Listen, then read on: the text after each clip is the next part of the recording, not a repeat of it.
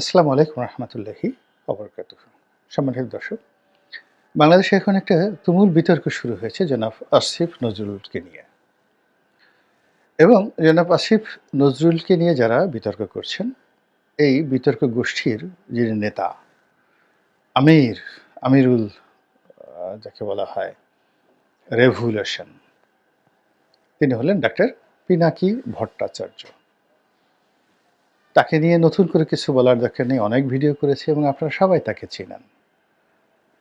এবং তার বিশাল একটা সমর্থক শ্রেণী গড়ে উঠেছে এবং সেই সমর্থক শ্রেণীকে দিয়ে তিনি অনেক ঘটনা ঘটাতে পারেন। তিনি প্রথম আলো, ডেইলি স্টারে যে ঘটনাগুলো ঘটিয়েছেন, এটি দেখে বোঝা যায় এবং তার অনেক সিদ্ধান্তে, অনেক বক্তব্যে বাংলাদেশে অনেক কিছু হয়। তো সেই পিনাকি ভট্টাচার্য, যাকে কিনা এই আন্দোলন যে হলো, আগস্ট জুলাই বিপ্লব হলো, সেই আগস্ট জুলাই বিপ্লবের যে মিডিয়া মাস্টার মাইন্ড, এটিকে যাকে বলা হয় দেশের বাইরে থেকে যারা এই আন্দোলনটিকে প্রমোট করেছেন, ধুমায়িত করেছেন, তাদের মধ্যে একেবারে এক নম্বর হলো পিনাকি। তো পিনাকিকে যারা অপছন্দ করে তারাও পিনাকির ভিডিও দেখে। আওয়ামী লীগের লোকজনও পিনাকির ভিডিও দেখে। এর কারণ হলো ওর সব কিছুর মধ্যে একটা নান্দনিকতা থাকে, তথ্য উপস্থাপনা, তারপরে তার সঙ্গে সঙ্গে তার বলার ভঙ্গি, অ্যাটিটিউড, তার লেখাপড়া, ব্যাকগ্রাউন্ড সব মিলিয়ে তিনি এরকম একটা বুটমুড়ি পেঁয়াজুর মতো করে তৈরি করেন। রোজার মাসে যেভাবে মানুষ, রোজাটাকে এখানে আনা ঠিক হবে না, মানুষ যখন খুব ক্লান্ত থাকে, ক্ষুধার্ত থাকে এবং তার যখন রুচির দুর্ভিক্ষ দেখা দেয়, ঠিক সেই সময়টাতে চটকদার ঝালমুড়ি জাতীয় কিছু যখন খায়, তার মধ্যে বাঙালির যে বুট মুড়ি পেঁয়াজু খুব সুন্দর করে মেখে একটু চিনি শিনি দিয়ে যদি কাউকে দেয়া হয়, তাহলে সে একেবারে যত অরুচি হোক না কেন সে সেটা খাবে। তো এখন বাঙালি যখন শেখ হাসিনার ভয়ে রীতিমতো কাপড় চোপড় নষ্ট করছিল, বাঙালি যখন তার খাবারে রুচি হারিয়ে ফেলেছিল, স্ত্রী সঙ্গমে যাদের তখন যাকে বলা হয় কোনো রকম উত্তেজনা ছিল না, প্রেম ভালোবাসা এমন একটা ফিকে হয়ে গিয়েছিল যে বনলতা সেনের কবিতা কারো মনে ছিল না, ঐশ্বরিয়া নামক রায় নামক যে একটা সুন্দরী আছেন, বা প্রিয়াঙ্কা চোপড়া নামক যে একজন বলিউড অভিনেত্রী আছেন, যার প্রেমে আমাদের সাবেক রাষ্ট্রপতি রীতিমতো দিওয়ানা হয়ে গিয়েছিলেন। তো বাঙালি ঠিক 2023 সনের পুরোটা সময় তারা প্রিয়াঙ্কার নাম ভুলে গিয়েছিল, ঐশ্বরিয়া রায়ের নাম ভুলে গিয়েছিল। এবং সেই সময়টিতে বনলতা সেন রূপে তাদের কাছে যারা এসেছিল, তাদের মধ্যে নিঃসন্দেহে এটিএনের যে মাহফুজ সাহেব, তিনি যে গান গাইতেন, কখন তিনি গান গাইবেন এটি নিয়ে আমরা খুব ব্যস্ত ছিলাম। আমরা তাকে গালি দেই, ট্রল করি, যা কিছু করি না কেন, তিনি যে গান গাইতেন ওটা আমাদের একটা বিনোদনের বিষয় ছিল। এরপরে ছিল কখন সেই সেফায়েতুল্লাহ সেফু একটা নতুন ভিডিও দিবেন এবং কাকে কত অশ্লীল ভাষায় গালাগাল করবেন, এবং সেই গালাগালিটা আমাদের কাছে মানে কি বলবো, দিলীপ কুমারের সবচেয়ে বিখ্যাত যে সিনেমাগুলো, গঙ্গা যমুনা, আন, তারপরে শেষে যদি হলিউডের সিনেমা ধরেন, সেই সফিয়া লরেনের বিখ্যাত টু ওম্যান, সানফ্লাওয়ার, বা আড্রে হেপবার্নের রোমান হলিডে, বা ফিচার ফিল্ম বলতে সর্বকালের সেরা ফিচার ফিল্ম দ্য বাইসাইকেল থিপ, কিংবা ধরুন দ্য সাউন্ড অফ মিউজিক, এইগুলোর চাইতেও আমাদের কাছে সেফায়েতুল্লাহ সেফুর গালি ছিল সবচেয়ে বড় বিনোদন, শান্তি, একেবারে দুদণ্ড ক্লান্তি থেকে শান্তি পাওয়ার জন্য মানুষ সেফায়েতুল্লাহকে খুঁজত 2022 এবং 23 সনে। এই লাইনে সেফায়েতুল্লাহ হলেন এই সবার বাবা, মানে ফাদার অফ দ্য এন্টারটেনমেন্ট। মানে আপনি এখন এখন তো 24 সনে হয়ে গেছে, 21, 22, 23, মানে গত সেই 2021 থেকে একেবারে 24 পর্যন্ত যারা এই বাংলাদেশে এন্টারটেন দিয়েছে রাজনীতির নামে, বিনোদনের নামে, সব জায়গাতে, তো সবার পিতা, এই জাতির পিতা শেফুদা। এটা পিনাকিও স্বীকার করেছেন যে তিনি শেফুদাকে ফলো করেন। তারপর আমরা সেই মাহবুব সাহেবের গানে আমরা বিনোদন পেতাম। আর বিনোদন পেতাম কোথায়? হিরো আলম। হিরো আলম যা কিছুই করত, আমরা খুবই বিরক্ত হতাম। তারপরে ট্রল করতাম, কিন্তু দিন শেষে আমরা তাকে নিয়ে আলোচনা করতাম এবং প্রথম আলো, ডেইলি স্টার পর্যন্ত হিরো আলমকে প্রমোট করতো, বিকজ তিনি ওই সময়টাতে ছিলেন জাতির কো-ফাউন্ডার। মানে এই যে বিনোদন জগতের যাকে বলা হয় ফাউন্ডিং ফাদার, সেফায়েতুল্লাহ, মাহফুজ সাহেব এবং এই হিরো আলম। তো এই গ্রুপের সঙ্গে সঙ্গে একেবারে ম্যাটিকুলাসলি যিনি আসলেন তিনি হলেন ইউটিউবার ইলিয়াস। তো ইউটিউবার ইলিয়াস একসময় নাকি বাংলাদেশে চাকুরি করতো ২১ টেলিভিশনে। তো সে আমেরিকাতে থাকে, গাড়ি চালায়, মূলত ট্যাক্সি ড্রাইভার। তো সেখান থেকে সে এই ইউটিউব করতো। তো ইউটিউব করে তার ইউটিউবের একটা আকর্ষণ ছিল যে সে ওই বিভিন্ন সুন্দরী মেয়েদেরকে টার্গেট করতো টেলিভিশনের মিডিয়াতে। যেমন ধরুন ফারজানা রূপা, তারপরে ৭১ টেলিভিশনে যারা চাকরি করতো, এরপরে ডিবিএসে যেমন শারমিন, মানে যারা খুব কমনীয়, তারপরে আলোচিত, সমালোচিত। তো এদেরকে নিয়ে সে গীবত করত। কার সঙ্গে কার সম্পর্ক, কে কোন জায়গাতে খাট গরম করে, মানে এই অবৈধ প্রণয় নিয়ে যে কীর্তিকে বলা হয় সেক্সুয়াল পারভার্সন। এই সেক্সুয়াল পারভার্সন জিনিসগুলো তিনি সেই ইউটিউবের মাধ্যমে একেবারে ম্যাটিকুলাসলি তুলে আনতেন। এই এখন শারমিন গেল, এই এখন ফারজানা রূপা গেল, ওখানে গিয়ে সে কাপড় খুলে ফেললো, কাপড় খুলতে গিয়ে মোজাম্মেল বাবু আসলো, মোজাম্মেল বাবুকে সরিয়ে দিয়ে এখন সেখানে আর একজন আসলো, মঞ্জু আসলো, ইকবাল সুবহান চৌধুরী আসলো। মানে এই জিনিসগুলো সে বলে বলে যেটি হলো মানুষের যে বিকৃত রুচি, সেই বিকৃত রুচি যেটা অনেকে লুকায়িত ছিল, এটাকে সে একেবারে উদ্গীরণ করে দিল এবং মানুষের মধ্যে অশ্লীলতা, তারপরে শেষে মন্দ জিনিস শোনার উদগ্র বাসনা, অন্যকে সন্দেহ করা এবং যে কোনো নারী, যে কোনো পুরুষ, অসম্মানিত লোককে অসম্মান করার যে ধারাবাহিকতা, এই ধারাবাহিকতার যে স্রষ্টা, ফাউন্ডিং ফাদার নয়, একেবারে ফাদার অব দ্য নেশন, সেটা হলো ইউটিউবার ইলিয়াস। ফলে এই ইলিয়াস কেন্দ্রিক যে একটা যাকে বলা হয় নতুন সোসাইটি গড়ে উঠল, বিবর্তন উঠল, এটা বাংলাদেশে যাকে বলা হয় বিনোদনের জগতে ফ্রেঞ্চ রেভলিউশনের মতো। এখন সেই ফ্রেঞ্চ রেভলিউশনের উদ্যোক্তা ইলিয়াস এবং তার বাংলাদেশে প্রচুর ভক্ত, এবং সে আসার কারণে এই তার যে গালাগালি এবং তার যে ধরন এবং প্রকৃতি, এটা ডাউন হয়ে গেল না, এটা ঊর্ধ্বে উঠে গেল। এবং আগে যারা মানে বিনোদন দিতেন, মাহফুজ সাহেব, তারপরে হিরো আলম, তারপর শেষে আপনার সেফায়েতুল্লাহ, তারা অবদমিত হয়ে গেলেন। এরা মানে যাকে বলা হয় ব্যাকডেটেড হয়ে গেলেন, সাবেক বিগত যৌবনা হয়ে গেলেন। এবং তার ইলিয়াসের যৌবন টগবগিয়ে যখন ফুটতে থাকলো, ঠিক সেই সময়টাতেই এই আন্দোলনটা ২০২৩ সনে দাঁড়া বাড়তে থাকলো। এবং ইলিয়াস যখন এই বিনোদন জগতের ওই যে তার যে sexual perversion and perverted attitude, mind, body and thinking, এই জিনিসগুলোতে তিনি যখন একেবারে সম্রাট হয়ে গেছেন, আলেকজান্ডার দ্য গ্রেট হয়ে গেছেন, ঠিক সেই সময় পিনাকির আবির্ভাব হলো। তো পিনাকি প্রথমে আমাদের মতো ফিচার করতো বা ফাহামের মতো সে যাকে বলে ভিডিও বানাতো, কিন্তু ওগুলো খেত না কেউ। তো দেখা গেল খুব অল্প সময়ের মধ্যে সে যখন ইলিয়াসকে অনুসরণ করা শুরু করলো এবং উইথ হিজ এডুকেশন, ইলিয়াসের হয় লেখাপড়া আমি জানি না সে কোথায় পড়েছে বা তার লেখাপড়ার মান কি বা সে কোন পরিবার থেকে আসছে আমি কিছুই জানি না, বাট পিনাকির একটা ইতিহাস আছে।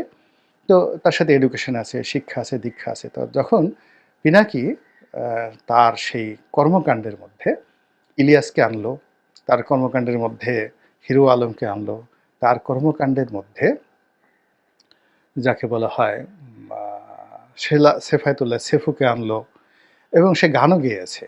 গান গেয়েছে, তাহলে হিরো আলম এবং মাহফুজ সাহেবের মতো সে ওই কিছু, কিছু ক্ষেত্রে তার গান আনলো, কবিতা আনলো।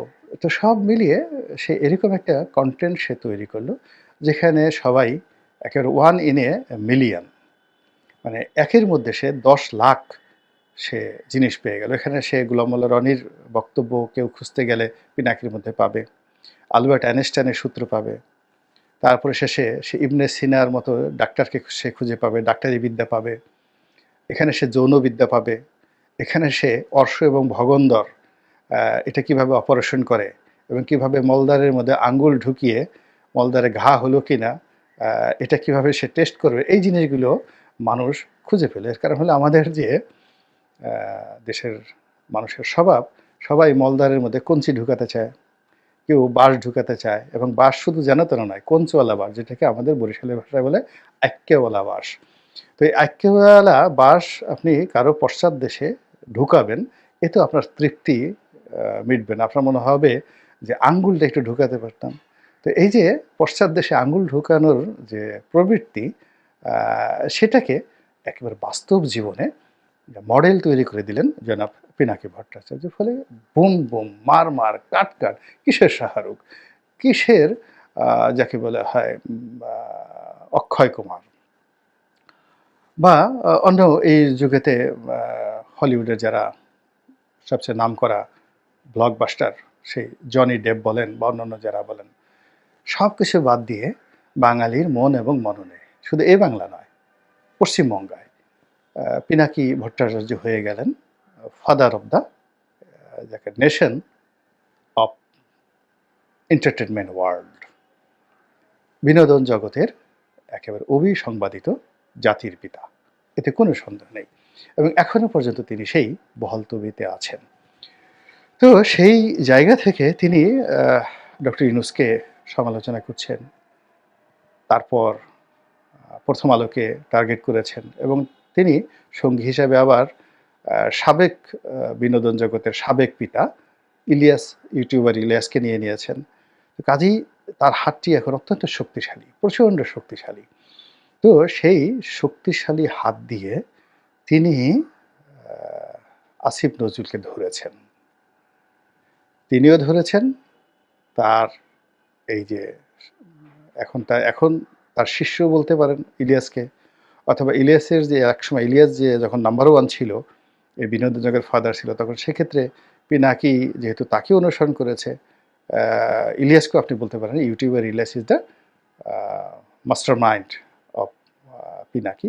বাট ফ্যাক্ট ইজ দ্যাট তারা এখন একত্রে কাজ করছেন, জয়েন্টলি কাজ করছেন দেশ এবং জাতির কল্যাণের জন্য, এই দেশকে ভারতের শোষণমুক্ত করার জন্য, এই জাতিকে নতুন স্বাধীনতার স্বাদ দেওয়ার জন্য, এই জাতিকে মানে আত্মপরিচয় বলিয়ান হওয়ার জন্য একটা নতুন কিছু তারা করার চেষ্টা করছেন। এবং সেই করার ক্ষেত্রে তাদের মনে হচ্ছে যে এই doctor Asif Nazrul he is the main culprit, তাদের সকল কর্মকাণ্ডের বাধা, প্রধান বাধা, এবং একে যে কোনোভাবে একে অপদস্থ করতে হবে, অপমান করতে হবে, তাড়াতে হবে, এবং একে শাস্তির আওতায় আনতে হবে। এবং এই মুহূর্তে যদি তাদের হাতে ক্ষমতা থাকতো, তাহলে আসিফ নজরুল সাহেবকে রাজু ভাস্কর্যের সামনে টানিয়ে পায়ের নখ থেকে মাথা পর্যন্ত তাকে মানে কি করা হতো, কুটি কুটি কুটি কুটি কুটি করে একেবারে ওই যে তার সর্ব অঙ্গে, প্রথমে ওই যে পিনাকি সাহেবের হাত, ইলিয়াস সাহেবের হাত, বা খাট কটকট করা যে সমস্ত জিনিসগুলো তারা করেন, ওরকম একটা জিনিস তারা করে একে জনসম্মুখে একবার আসিফ নজরুল তাদের দ্বারা করতেন, আহ করতেন, চিৎকার করতেন, আবার হাসতেন গুদগুদি পেয়ে, এই জিনিসগুলো মানে জাস্ট তাদের স্টাইলে তারা করতেন। তারপরে তাকে বিচার করতেন, এবং তাদের ধারণা অনুযায়ী আসিফ নজরুল সাহেব এই সময়টিতে গত 100 দিনে যে ক্ষতি করেছেন ডক্টর ইউনূসের, দেশের, জাতির, এবং সব মিলিয়ে ভারতের এজেন্ডা বাস্তবায়ন করার জন্য, প্রথম আলোর এজেন্ডা বাস্তবায়ন করার জন্য, বাংলাদেশের সব কিছু শেষ করার জন্য আসিফ নজরুল যা কিছু করছেন, এই লোকের একটা দৃষ্টান্তমূলক শাস্তি হওয়া উচিত। এইরকম ভিডিও ছেড়ে সুন্দরভাবে দিয়ে তারা তো এখন মহা যাকে বলে আনন্দে আছেন যে দেখো কত ধানে কত চাল, এবার বুঝো যে ক্ষমতার চেয়ার বড় নাকি ইউটিউবের স্ক্রিন বড়। তুমি ওখানে বসে মন্ত্রণালয়ের উপদেষ্টা হয়ে আছো, সেটা বড় না আমি প্যারিসে বসে আমি যে কথাগুলো বলছি বা আমি নিউ ইয়র্কে বসে আমার শিষ্যকে দ্বারা, ভাবর শিষ্যকে দ্বারা যে কথাগুলো বলাচ্ছি সেগুলো শক্তিশালী। এগুলো এখন একটা জায়গাতে এসে পৌঁছে গেছে এবং এরই প্রেক্ষিতে জনাব আসিফ নজরুল যথেষ্ট বিচলিত, কোনো সন্দেহ নাই। এবং আসিফ নজরুলের সঙ্গে অন্যান্য যাদেরকে জড়ানো হয়েছে তারাও বিচলিত। ডক্টর ইউনূস সাহেব বিচলিত কিনা জানি না। তবে সবাই সন্দেহ করছে যে আ এরা সবাই মোটামুটি জামাতের বন্ধু, শিবিরের বন্ধু এবং জামাত শিবিরকে ক্ষমতায় রাখার জন্য, সেভ করার জন্য বা ইসলামাইজেশন এর জন্য এরা মনে করছে জামাতই বাংলাদেশের একমাত্র দল যাদের হাতে দেশ জাতি নিরাপদ। এবং এই জামাতের যে কর্মে যত বাধা এই আসিফ নজরুল আ এবং আসিফ নজরুলের সাথে জামাতের ১ম দিকে যে দহরম-মহরম সম্পর্ক ছিল, এটি যেকোনো কারণে হয়তো বাংলাদেশে আ জামাতের কারণে হয়েছে বা আসিফ নজরুলের কারণে হয়েছে বা ভারতের কারণে হয়েছে বা প্রথম আলোর কারণে হয়েছে অথবা পিনাকি ইলিয়াসদের কারণে হয়েছে। Whatever maybe does not matter, এটা হয়ে গেছে। এখন এই যে পরিস্থিতি, সেই পরিস্থিতিতে কি করবে ডক্টর আসিফ নজরুল? তাকে নিয়ে যে যেভাবে পাচ্ছে ট্রল করছে, তাকে সবাই ভয় দেখাচ্ছে এবং সেই ভয়ের কারণে দেখলাম যে সে মাটির সঙ্গে একদম মিশে গেছে এবং সে রিয়েলি ভয় পেয়েছে। ভয় পাওয়ার পরে সে Facebook স্ট্যাটাস দিচ্ছে এবং তারপরে সে পিনাকিকে নিয়ে কথা বলছে, আ ইলিয়াসকে নিয়ে কথা বলছে আ পরোক্ষভাবে। সরাসরি নাম যে নিবে এই সাহসও তার নাই। পিনাকির যে নাম নেবে বা ইলিয়াসের যে নাম নেবে এই সাহস ডক্টর আসিফ নজরুল সাহেবের নেই। ফলে তিনি একবার বলছেন যে, এক ভদ্রলোক আছেন তাকে জাতির পিতা না বানানো পর্যন্ত থাকবে না। তো আসিফ নজরুল যতই ভয় পাক না কেন, পিনাকি তো ভয় পান না। তিনি আবার বিরোধর্ফে বলছেন, আমাকে ইন্ডিকেট করে এই সকল কথাবার্তা বলা হচ্ছে। তিনি আবার হুমকি দিয়েছেন এবং সেই হুমকি পেয়ে আ আসিফ নজরুল আবার ভয় পেয়েছেন, আবার ভয় পেয়ে বঙ্গভবনে কী করেছেন, গণভবনে কী করেছেন, ৫ তারিখে, ৪ তারিখে, ৩ তারিখে কী করেছেন সেই প্রমাণগুলো আবার তিনি উপস্থাপন করছেন এবং এই ১ম আমি আসিফ নজরুলের একটা বিষয় দেখলাম যে তিনি বলতে গেলে বন্ধুহীন। মানে এই সময়টিতে তার পক্ষে কেউ দাঁড়াচ্ছে না। তিনি একা এবং কোনো উল্লেখযোগ্য ব্যক্তি তার পক্ষে একটা ও শব্দ করছে না, টু শব্দ করছে না। তাকে সেভ করার জন্য তার পক্ষে একটা স্ট্যাটাস দিচ্ছে না। কোনো উল্লেখযোগ্য ব্যক্তি। অনেকেই নিচে, নিচে বলছে যারা হয়তো ইলিয়াসকে পছন্দ করে না, পিনাকিকে পছন্দ করে না, তারা হয়তো বলছে। কিন্তু সত্যিকার অর্থে একটা ভালো জায়গা থেকে উনি তো সমাজের যে এলিট যে সোসাইটি মেইনটেইন করেন, উনার পক্ষে তো মাহফুজা নামের বক্তব্য দেওয়া উচিত। উনার পক্ষে প্রথম আলোর বক্তব্য দেওয়া উচিত। এমনকি উনাকে ডিফেন্ড করার জন্য যদি প্রধান উপদেষ্টা বলে যে whatever may be that should not be. এই সমস্ত জিনিস হওয়া উচিত নয়। আমরা আসিফ নজরুল সাহেবের কাজকর্ম সম্পর্কে জানি, ওয়াকিবহাল। এই জিনিসগুলো হচ্ছে না। ফলে তিনি মূলত আসলে বন্ধুহীন হয়ে পড়েছেন। অথবা তার আদৌ কোনো কালে কোনো বন্ধু ছিল কিনা এটি এখন প্রমাণ করার সময় এসেছে। তো কাজেই নাটক চলছে, ড্রামা চলছে, বিনোদন চলছে। দেখি এটার কি পরিণত হয়। আল্লাহ আমাদের সবাইকে হেদায়েত দান করুন আর হেফাজত করুন। আসসালামু আলাইকুম ওয়া রাহমাতুল্লাহি ওয়া বারাকাতুহু।